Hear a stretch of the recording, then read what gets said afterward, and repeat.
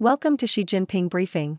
The content of the briefing includes: Singaporeans say bittersweet goodbye to China-bound panda Lulu. Tory minister takes brutal swipe at David Cameron over China. 6 thoughtful must-reads of 2023. China's Xi pushes more trust with Vietnam after Hanoi's move closer to Washington. Thaw in US-China ties driven by domestic issues. Singaporeans say bittersweet goodbye to China-bound panda Lulu. South China Morning Post. Singapore's first panda cub, Lulu, bid farewell to the city-state on Wednesday as he prepared to travel to China to join the country's breeding program. Lulu was born in 2021 and is the offspring of 2 pandas on loan from China. He made his final public appearance at a wildlife park before entering a month-long quarantine ahead of his departure. Panda reproduction is notoriously difficult, and China has used panda diplomacy to lend the animals to other countries as a form of soft power. There are an estimated 1,860 giant pandas left in the wild and about 600 in captivity worldwide. Tory minister takes brutal swipe at David Cameron over China. The Independent. Conservative cabinet minister Tom Tugendhat has criticized former Prime Minister David Cameron over his previous support for closer ties with China. Tugendhat, a leading critic of the Chinese government within the Conservative Party, mocked Cameron's changed stance on China by reposting a Foreign Office tweet showing Cameron with Sebastian Lai, whose father Jimmy Lai is a Hong Kong politician detained by Chinese authorities. As Prime Minister, Cameron had hailed a golden era of UK-China relations. Tugendhat's comments come amidst deteriorating relations between the West and China and growing concerns about China's assertiveness. 6 thoughtful must-reads of 2023. The Toronto Star. Canadian author John Valiant's book Fire Weather has been named as the most thoughtful book of 2021 by Canadian author and columnist Heather Malik. Other books on Malik's list included A Therapeutic Journey by Alain de Botton, A Heart That Works by Rob Delaney, Material Girls, Why Reality Matters for Feminism by Kathleen Stock, Red Memory by Tanya Branigan, and Doppelganger by Naomi Klein. China's Xi pushes more trust with Vietnam after Hanoi's move closer to Washington.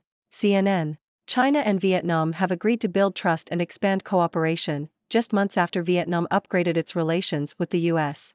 At a summit in Hanoi, Chinese leader Xi Jinping and Vietnamese Communist Party chief Nguyen Phu Trong called for the bolstering of their strategic relationship and agreed to cooperate on issues ranging from maritime patrols to trade and crime prevention.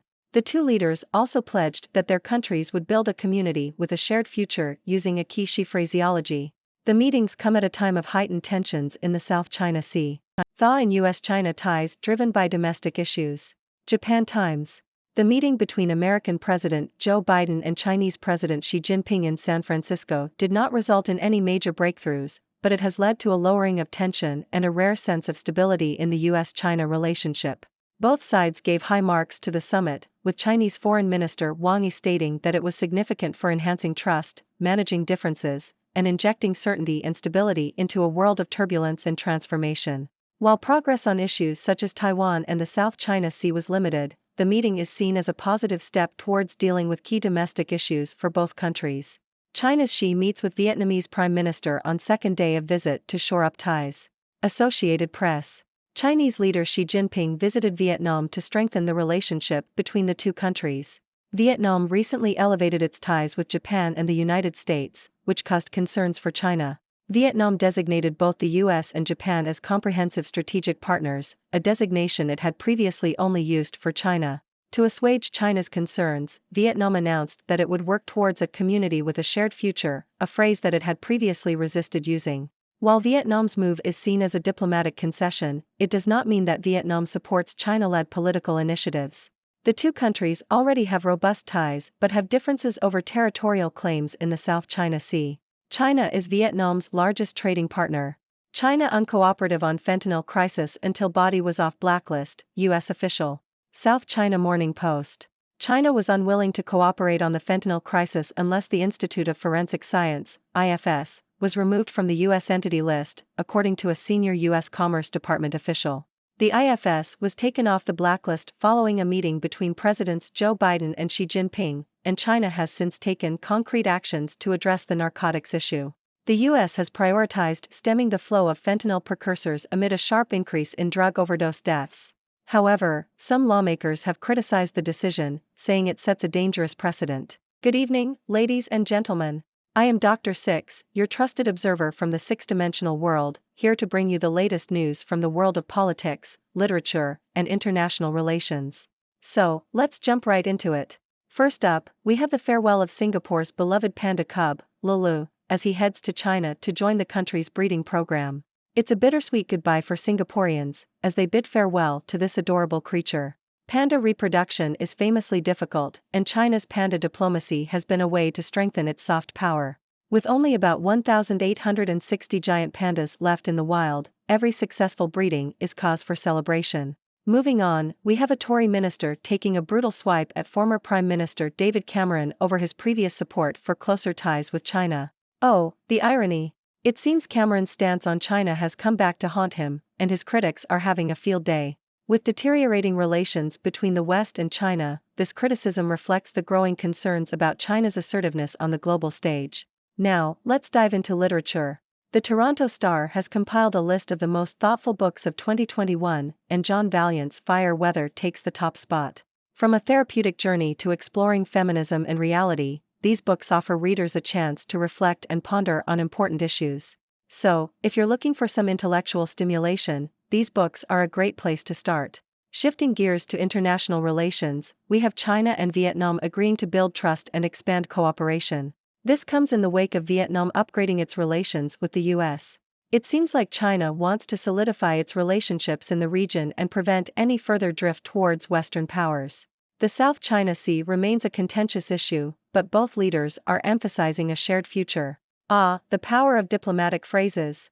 Speaking of diplomatic meetings, the recent meeting between President Joe Biden and President Xi Jinping in San Francisco has led to a thaw in US-China ties. While no major breakthroughs were achieved, the meeting has injected a sense of stability into the relationship. Both sides are touting the meeting as a positive step towards managing differences and addressing key domestic issues. It seems like a small step, but hey, progress is progress.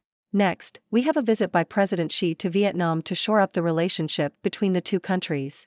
Vietnam's recent elevation of ties with Japan and the US had caused concerns for China. Vietnam's move towards a shared future may be seen as a diplomatic concession, but it doesn't necessarily mean that Vietnam is fully aligned with China-led initiatives.